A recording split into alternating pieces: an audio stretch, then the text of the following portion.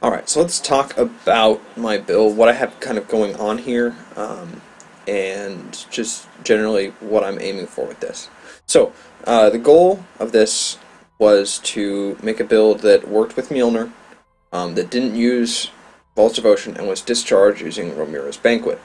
Now, one of the first things I thought about with this is, I need to have a good damage output, but also need to be tanky. How am I going to get my life leech or my life recovery? Because if you've seen my other Mjolnir build, the one that's in standard that uses Evolve's Devotion, that's very, very powerful. We use Evolve's Devotion to generate endurance charges when we spend our power charges. So that way we can use Kingsguard, which then just gives us a bunch of life recovery, which is like better than life leech. We don't even need to socket that crap. Well, I knew that if I socketed Life Leech in my Mjolnir, I would give my potential DPS by a lot. So the first thing I thought of was, well, how can I solve the issue of getting Life Leech without socketing something in the Mjolnir for Life Leech? So my solution to this was to use Warlord's Mark on Blasphemy. So this way I have an aura that gives me life and mana leech with all my damage, and also grants me endurance charges, which is pretty cool because that's more charges that discharge can use, and also the stun chance actually works. I've actually been able to stun some bosses with this. So because I have my life leech on an aura, that enables me to socket lightning penetration into the Mjolnir along with the discharge and the arc. Unlike my other Mjolnir character, this character's damage output is more or less pure lightning, if not predominantly lightning. I do some fire from the Warlord's Mark endurance charges, and I do some cold from frenzy charges generated by Blood Rage. Okay, but that being said, we get to socket Lightning Pen because we're using Warlord's Mark on Blasphemy, which has been working very well so far. Now, the three key uniques. So, if I'm not going to be using Vault's Devotion in my amulet slot, what am I going to be using? A logical choice is going to be Astra Mantis to give me the attributes to be able to use the Mjolnir without having to do too much with the tree. However, Astra Mantis is very expensive this league. It's actually more expensive than Mjolnir itself. I got the Mjolnir for 35 Chaos Orbs. Well, I got it for 30, but a lot of them are being advertised for 35.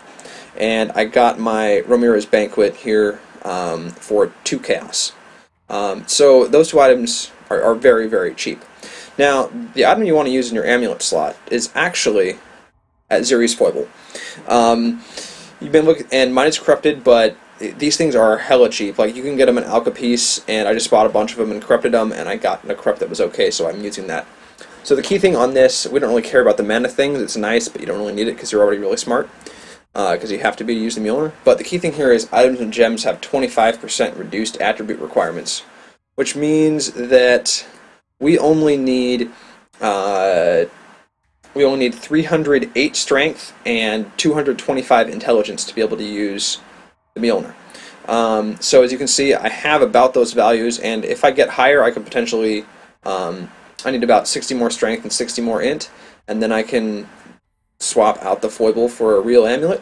But until then, this is a great option, and I highly recommend it.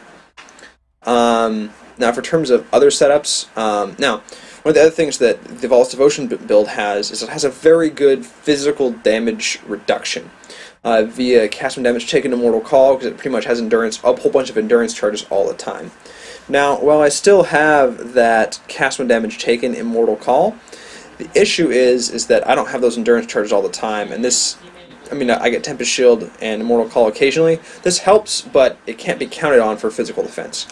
So my solution to that is I'm just going to go high armor. As you can see, I'm running Determination, which grants me more armor. I'm running an armor chest and an armor shield.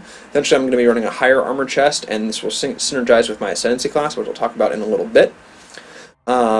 So yeah, that's going to be our physical damage mitigation. It's just we're going to have a butt ton of armor, and that should make things work out.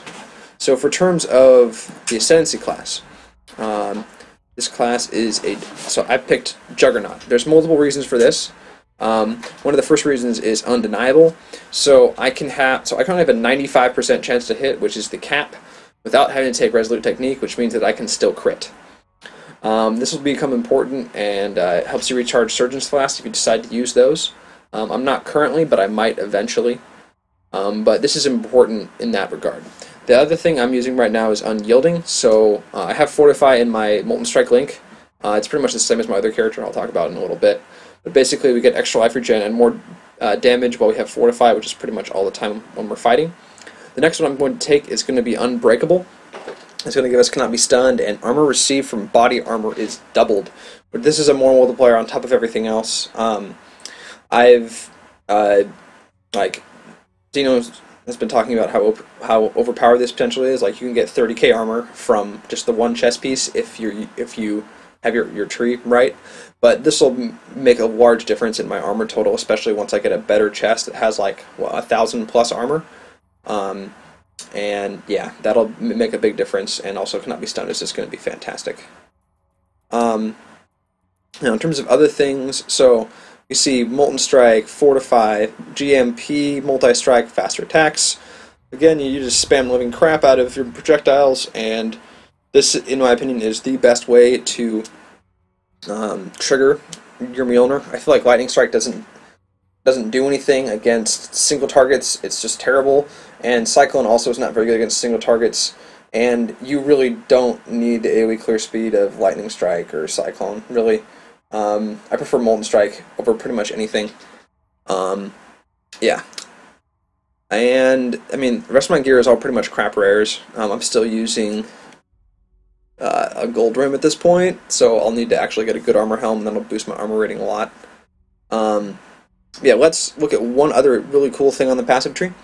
So, I remember how I talked about still being able to crit. Well, instead of getting any critical multiplier, I'm using Elemental Overload. So we get 40% more elemental damage if we've scored a crit in the past 8 seconds. And then, as a downside, we don't get any critical multiplier. So what this means is that because we still can crit, but we still have that high chance to hit, we can get 40% more damage like all the time, which is huge.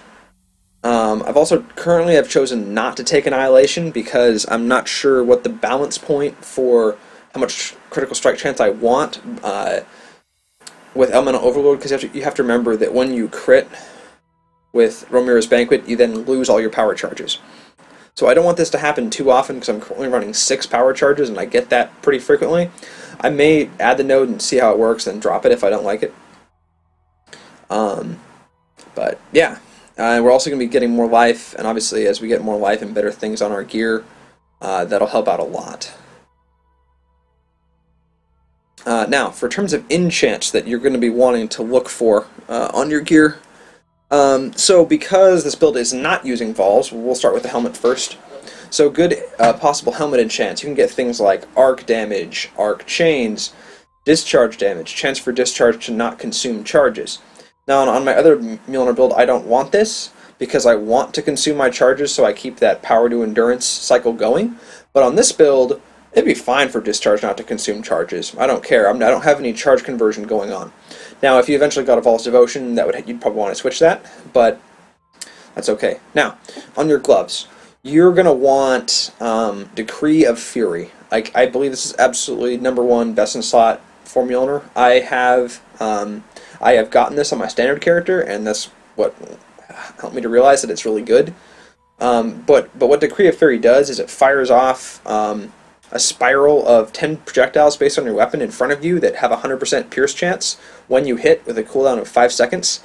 Now, that may not sound impressive at first, but the thing is, each of those hits counts as a hit with the Mjolnir. So it can proc it, it'll generate charges, and it can be triggered by things like counterattacks. And if you remember on my main Mjolnir build in standard, I run counterattacks. Well, I also run Reckoning and Vengeance on this character as well, which again can proc the Mjolnir. They can also hit and proc Decree of Fury if you have it, and it's just generally really cool and pretty darn awesome. I'm going to be going for that on this character.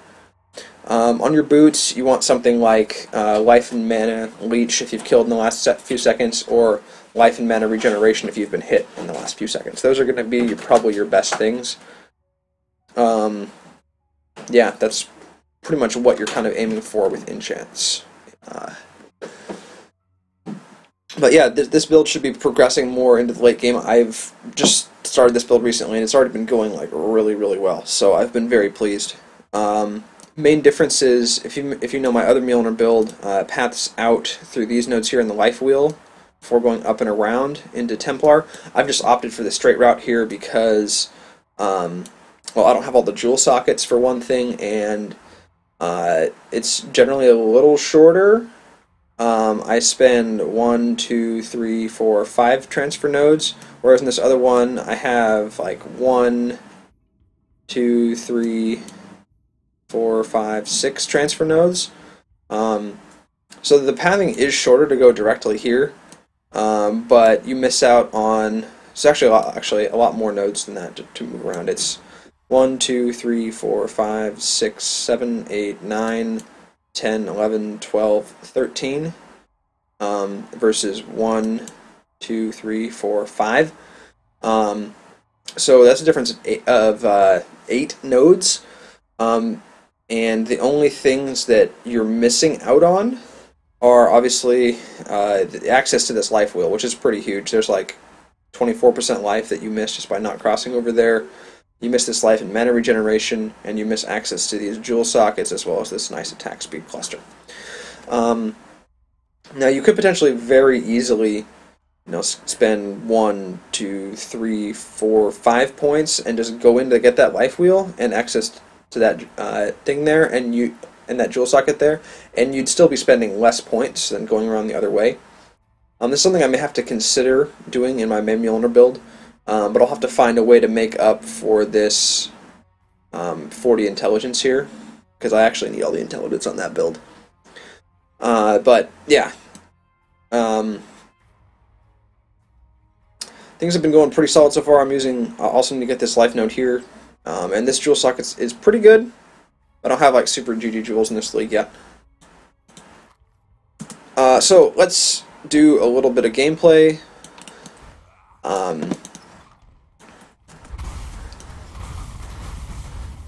So you see this buff here, which is the elemental overload. So it basically, whenever I get a crit, I get 40% more damage for 8 seconds, which is pretty solid. Go back away from that. It has Caustic Clouds.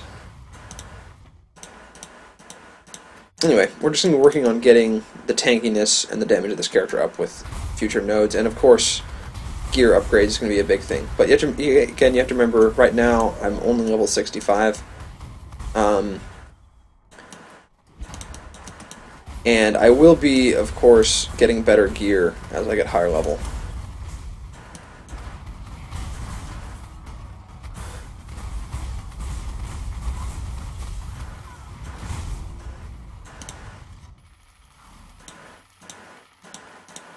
All those coins.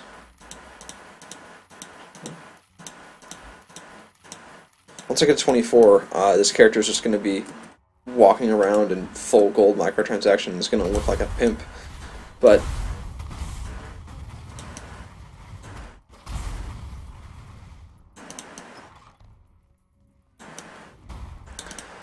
hey, it's Bro Drio.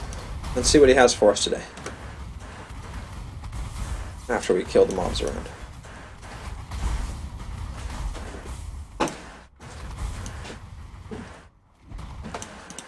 Allow me to turn your coins into something. 10 jewelers for 16? That's acceptable.